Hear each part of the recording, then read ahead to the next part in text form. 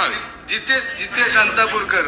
अध्यक्ष महोदय, 11वी ऑनलाईन प्रवेश प्रक्रियेत येणाऱ्या अडचणींमुळे अनेक विद्यार्थ्यांना शिक्षणापासून वंचित राहत असल्यामुळे मी या ठिकाणी औचित्याच्या मुद्द्याद्वारे मी सभागृहाचे या ठिकाणी लक्ष वेधू इच्छितो.